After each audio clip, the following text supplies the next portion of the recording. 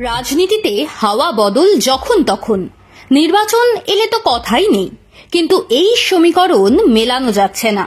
কোন যুক্তিতে তিনি নওশাদ সিদ্দিকীকে ভালো ছেলে কিংবা ও ভোটে জিতবে বলেছেন তা বুঝে উঠতে পারছে না রাজনৈতিক মহল। তার সিনিয়র নেতা যখন এমন কথা বলছেন তখন চর্চার বিষয় তো হবেই। বিজেপি নেতা সজল ঘোষ হঠাৎ প্রশংসায় ভরিয়ে দিয়েছেন নওশাদ সিদ্দিকীকে। হিন্দুত্বের তাস খেলে বিজেপি বাংলায় ক্ষমতার কেন্দ্রে পৌঁছাতে চায়, এ নিয়ে বিতর্ক যেমন আছে সমর্থনও রয়েছে। যদিও শ্রমিক ভট্টাচার্য বঙ্গ বিজেপির সভাপতি হওয়ার পর থেকে বিজেপির সুরে খানিকটা বদলও এসেছে। এই বদলের সুরই কি সজলের গলাতে শোনা গেল, সে প্রশ্নও থাকছে।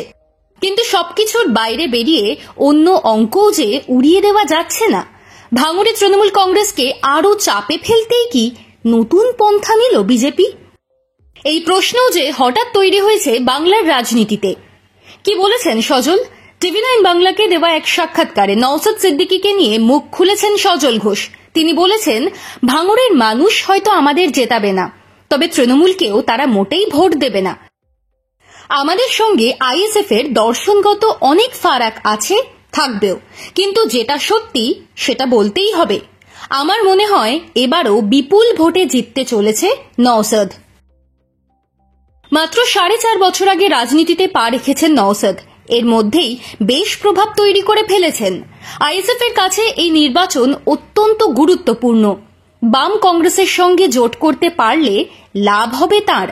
জোটের জট কাটাতে ইতিমধ্যেই বামফ্রন্ট চেয়ারম্যান বিমান বসুকে চিঠিও দিয়েছেন। আশা করা হচ্ছে অচিরেই সেই জট কাটবে।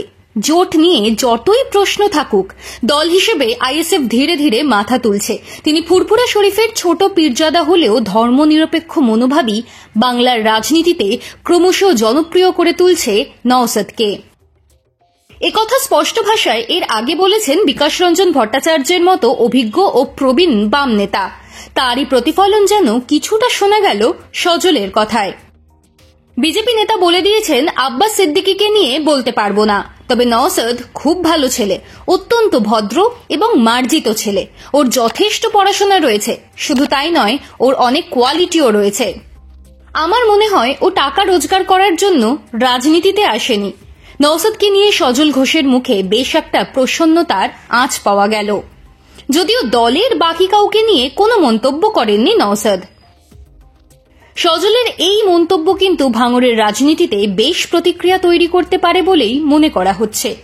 এই মুহূর্তে ভাঙড়ের রাজনীতিতে চরম উত্তাপ। ক্যানিং পূর্বের বিধায়ক শওকত মোল্লা ঝাঁপিয়ে পড়েছেন ভাঙড় পুনরুদ্ধার করার জন্য।